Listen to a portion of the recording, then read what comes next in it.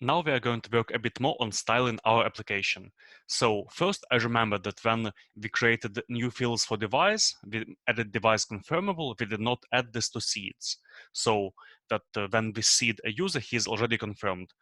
For having the user confirmed when we make the seeds, we are going to add such a method instead of the one that we had. So we create a new user, let it be admin@example.com. The password and password confirmation are going to be the same. And we're going to add this user skip confirmation method. So it is going to set the confirmed add date to the time now, and the user will be automatically confirmed. Okay, going back to the application, let's go to our courses. We have a course created. Okay, now we have a book inside. Let's make it look like tasks, like check marks. So let's go to our font awesome and let's select tasks. Okay, we see such a tasks icon.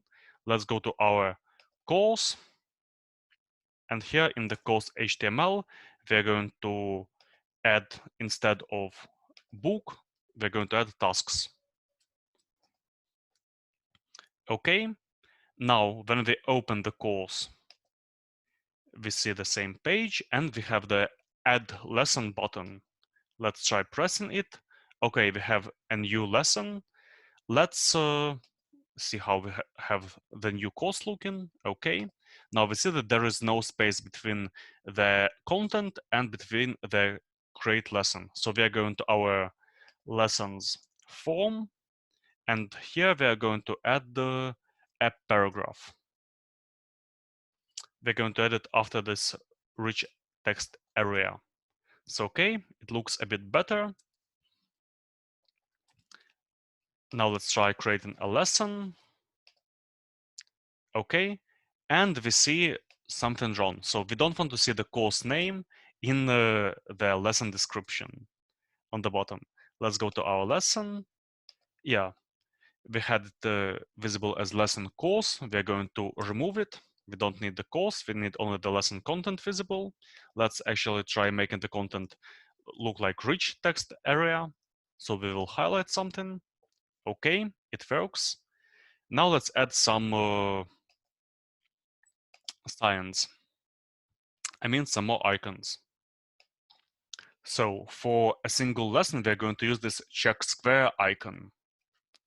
Let's add it here. Font awesome dot font awesome check square. Okay, and we're going to have such a kind of check square next to each lesson. Now we can make it look a bit different if we add font awesome regular. So to me, this icon looks a bit better. Let's try adding one more lesson. And here we are also going to add this icon. So we're going to copy the icon. We're going to the new action.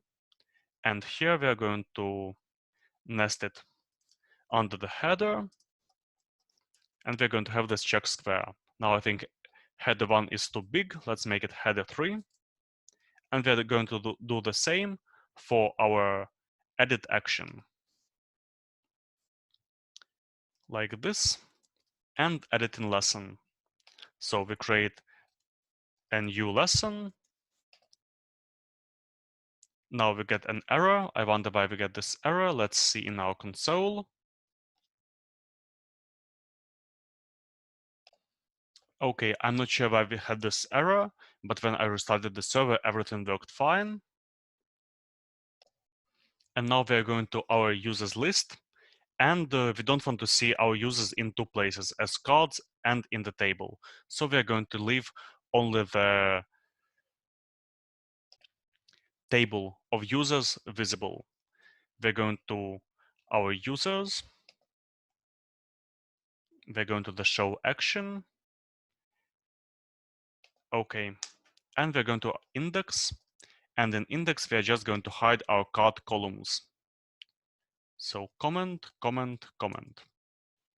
Okay, and we're going to use only the table. but we'll want to also have some of the information that we had in the cards and don't have in the table visible in the table. So we're going to user, we're going to see this confirmed email method here in our table. Let's copy it. So we create a new table header. It will be confirmed. And we're going to add a table description. Let's see if it works. Okay, we see that the user is confirmed. And what else did we have? We had our roles. So we're going to add the roles also visible in the index. There is going to be a table description, and these fields are going to be nested under this table description. And here we will have roles. So we have the roles, and if the user is an admin, he will also have the edit roles button visible. Now let's go back to our views. So here we have our course. We press the button to add a lesson. We see a check mark. We want to edit a lesson. We see a check mark. Now let's do similar things for the course. So we're going to add some more styling for these views. Now we are going to add some icons. So we go to course new, and let's see how we styled our lessons edit, for example. Okay, so we are going to have a header 3. Next, we're going to have a font awesome icon. And the icon that we used for our courses before was a graduation cap. And new course, let's see how it looks.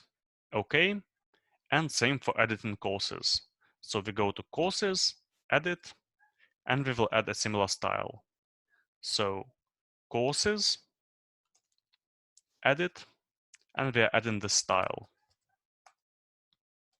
Looks slightly better.